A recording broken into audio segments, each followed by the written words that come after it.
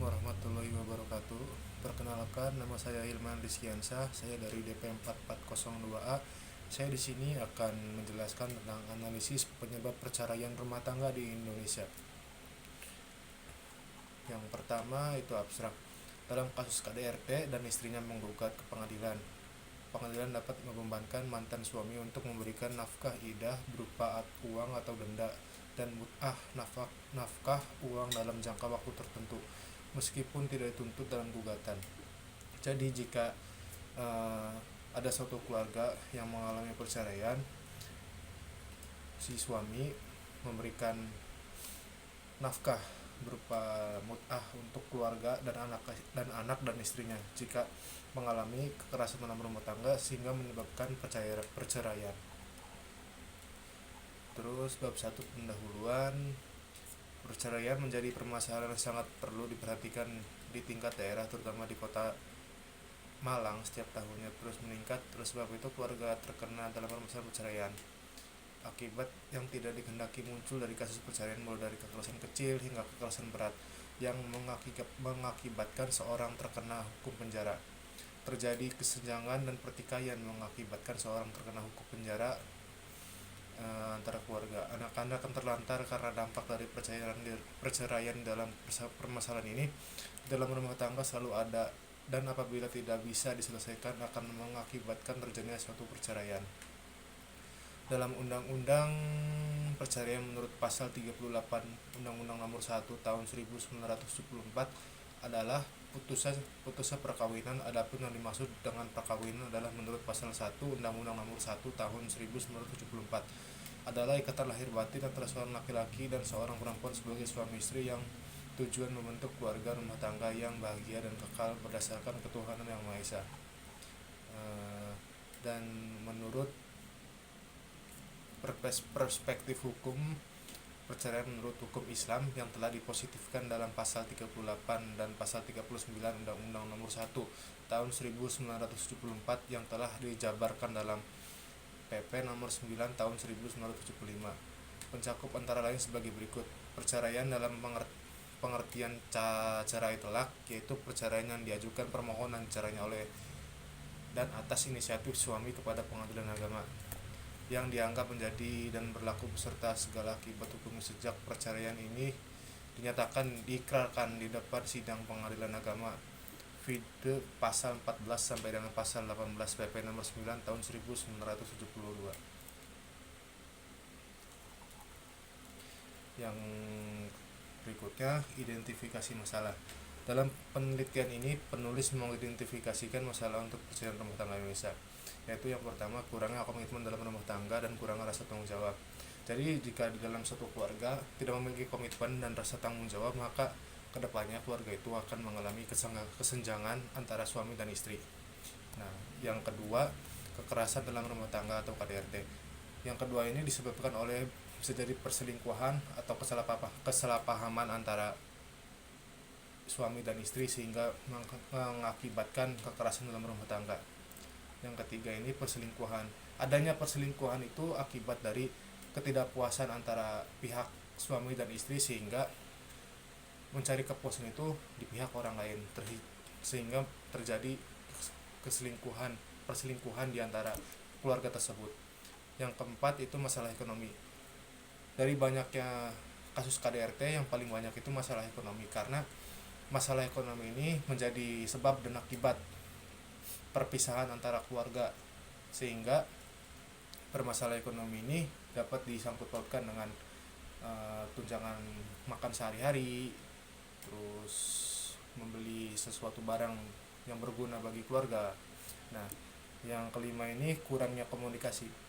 Kurangnya komunikasi juga dapat memberikan kesenjangan antara suami dan istri, karena di dalam satu keluarga jika tidak ada komunikasi maka hubungan itu tidak akan berlanjut dan tidak akan bertahan lama. Yang berikutnya, rumusan masalah. Berdasarkan identifikasi masalah di atas, menulis menyimpulkan rumusan masalah untuk membahas perceraian rumah tangga di Indonesia sebagai berikut. Bagaimana cara mewujudkan keluarga menjadi harmonis. Yang kedua, bagaimana cara menghindari dan mengatasi kekerasan dalam rumah tangga. Peran seorang suami yang bekerja sehingga perceraian tidak akan terjadi karena masalah ekonomi. Yang berikutnya, satu, terdapat pertanyaan masalah. Dengan adanya identifikasi dan rumusan masalah yang dibuat oleh penulis, maka berikut ini pertanyaan penelitian terkait masalah penyebab perceraian rumah tangga di Indonesia. Bagaimana cara untuk membuat keluarga menjadi harmonis kembali? Yang pertama ini dengan cara menyatukan tali silaturahmi dan mempererat hubungan dan komunikasi antar keluarga. Yang kedua ini bagaimana cara untuk meningkatkan rasa tanggung jawab dan komitmen dalam rumah tangga. Caranya adalah dengan rasa tanggung jawab seorang suami kepada istri dan memiliki komitmen yang kuat di antara hubungan dua tersebut sehingga terjalin rumah tangga yang baik dalamnya. Yang ketiga, bagaimana cara untuk mengatasi masalah ekonomi dalam rumah tangga.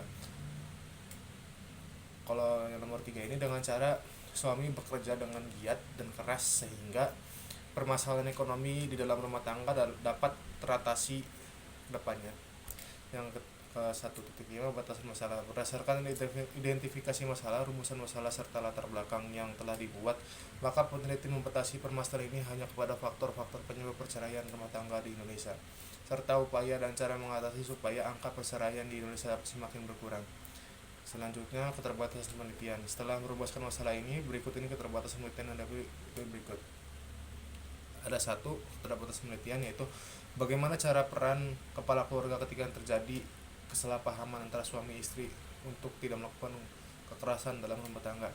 Menurut pendapat saya ini sebagai peran seorang suami itu sebagai seorang pemimpin dalam keluarga, seharusnya dia dapat mengatasi rasa emosi dan emosional dalam dirinya tersebut sehingga tidak terjadi kekerasan dalam rumah tangga.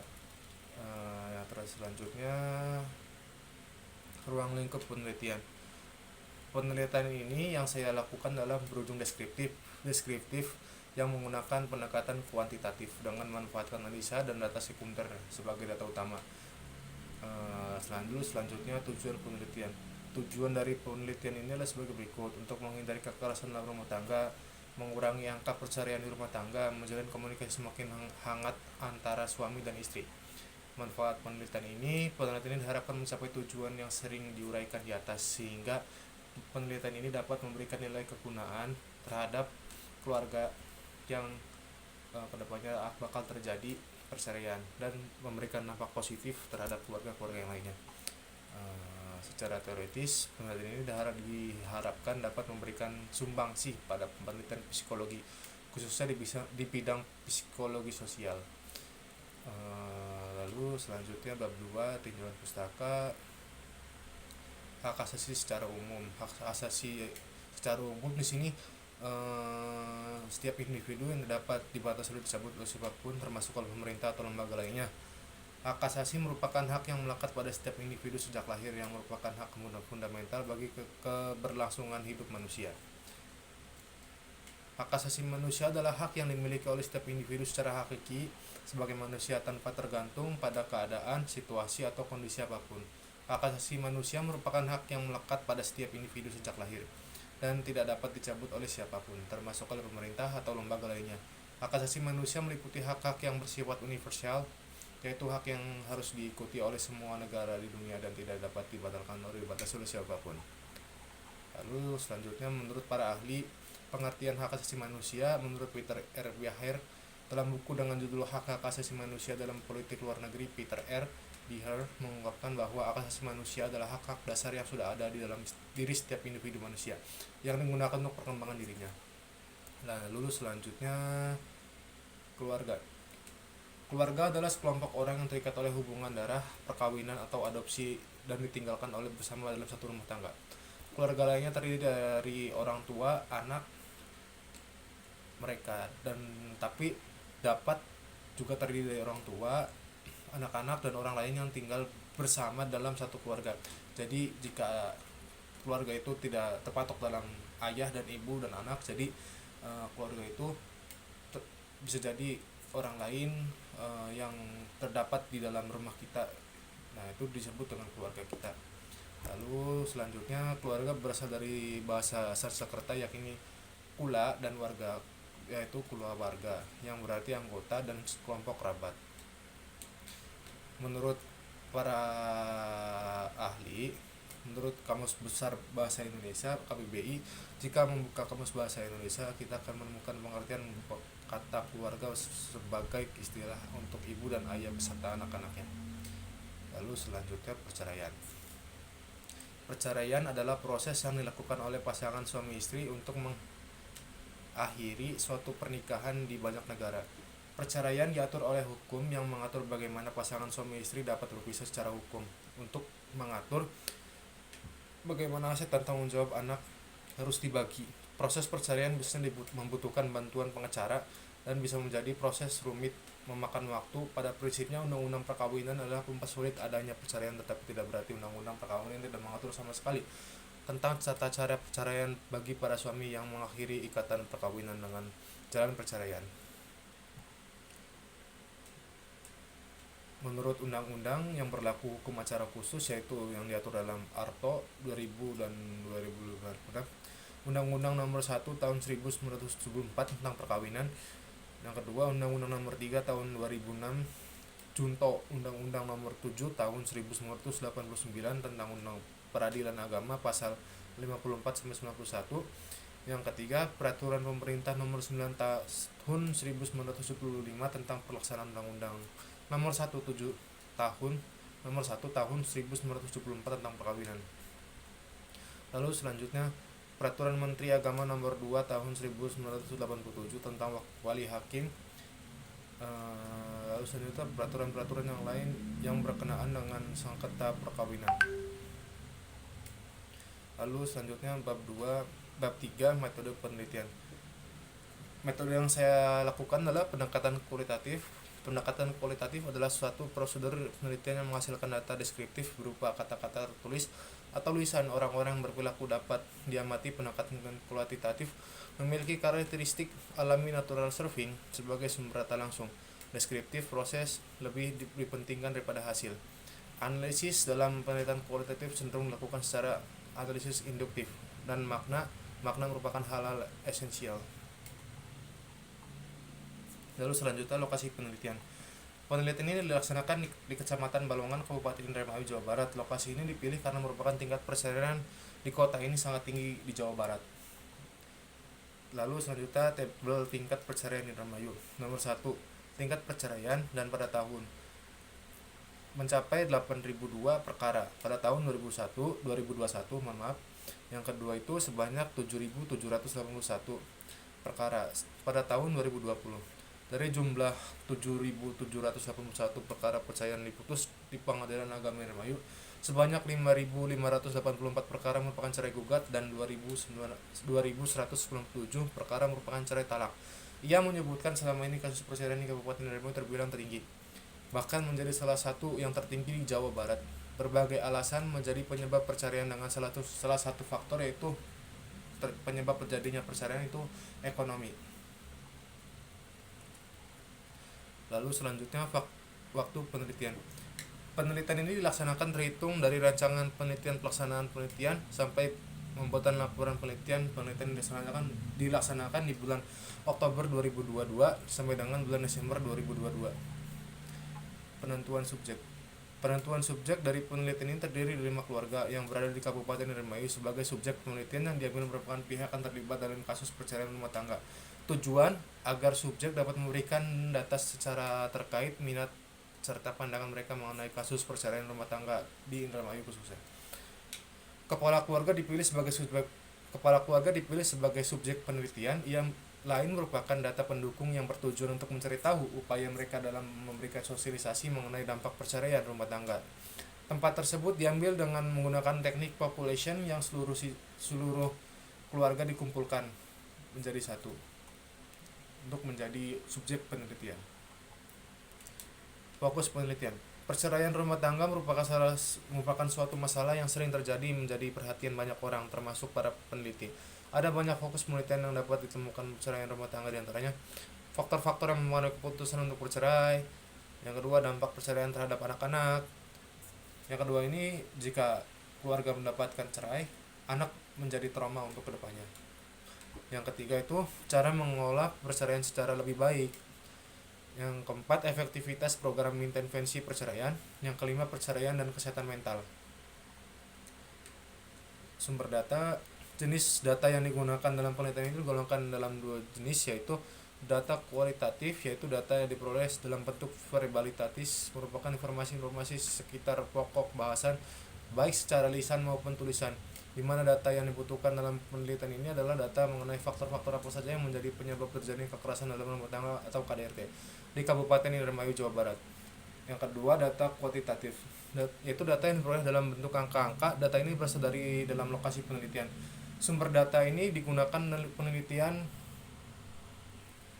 penelitian melalui wawancara muda yang berhubungan masalah yang dibahas.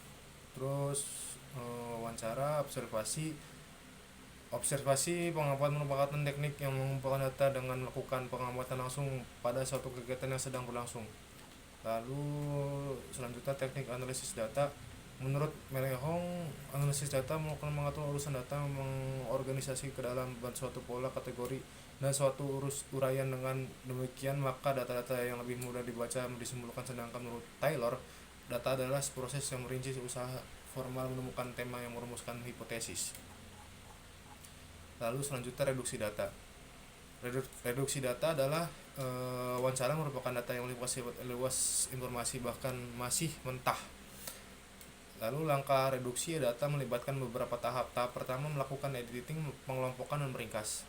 Lalu yang kedua, penyajian data. Hasil dari pengorganisasian data yang disajikan secara sistematis dapat dibentuk dalam sebuah laporan. Bentuk penyajian laporan berupa deskriptif. Yang ketiga, penarikan kesimpulan verifikasi. Penarikan kesimpulan menyangkut interpretasi peneliti yang mengembangkan makna dari kata yang ditampilkan. Kesimpulan yang masih 51 kaku senantiasa diverifikasi selama penelitian berlangsung. Ini adalah tabel analisis skema teknik analisis data mode interaktif yang dibuat oleh Matthew Mills dan Michael Huberman pada tahun 2007. Teknik keabsahan data. Teknik keabsahan data adalah proses yang digunakan memastikan bahwa data yang dikumpulkan dari suatu penelitian atau studi adalah akurat. Contohnya, terdapat beberapa teknik yang dapat digunakan untuk mengevaluasi keabsahan data, diantaranya triangularisasi, validitas dua arah, validitas konten, reliabilitas. Lalu selanjutnya bab 4, hasil penelitian dan pembahasan. Identifikasi responden. Di awal tahun 2001, angka kekuatan pencarian di Kabupaten Indramayu sudah menunjukkan angka yang tinggi, yaitu mencapai 448 perkara. Ini adalah tabel pada tahun 2021. Cerai gugat terdapat 319 angka, cerai talak 129, faktor ekonomi 287, renggang usia 21-30 tahun, usia 20 tahun ke bawah itu cerai gugat 5 angka, cerai talak 5 angka, faktor ekonomi 9, renggang usia 17-20 tahun. Jika dijumlahkan angka tahun 2021 dan total usia 20 tahun ke bawah itu sekitar 754. Dalam penelitian ini, angka perceraian di Indramayu menjadi angka pertama di Jawa Barat. Data tersebut terhitung dari tahun 2001 sampai 2022. Lalu selanjutnya persepsi menurut para keluarga yang mengalami tindakan kekerasan dalam rumah tangga atau KDRT. Ini adalah tabel bahwa Indramayu meningkati angka pertama pada tahun 2021 sampai 2022. Indramayu meningkat angka pertama pada angka 8.000. Lalu selanjutnya Kabupaten Bandung 7.000, hampir 8.000. Lalu selanjutnya ada Cirebon itu 7.000 angka. Gambar persepsi ini menurut keluarga yang mengalami tindakan kekerasan dalam rumah tangga atau KDRT. Ekspektasi para keluarga yang mengalami tindakan kekerasan dalam rumah tangga. Ekspektasi para keluarga yang mengalami kekerasan dalam rumah tangga terjadi di seluruh dunia pada berbagai kalangan dan budaya. Kekerasan dalam rumah tangga tidak memandang status sosial dan ekonomi seorang, namun pada beberapa penelitian menyatakan bahwa pada kelompok dengan status ekonomi rendah memiliki resiko lebih besar mengalami KDRT. Lalu selanjutnya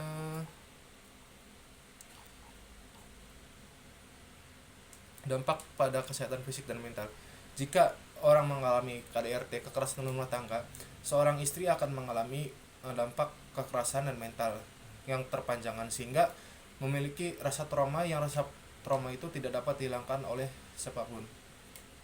Lalu selanjutnya Kekerasan yang dilakukan oleh pasangan memiliki dampak terhadap kesehatan reproduksi. Dalam berbagai penelitian ditemukan bahwa wanita dengan riwayat kekerasan dalam rumah tangga secara signifikan memiliki kekerasan resiko kesehatan ibu termasuk keguguran bayi.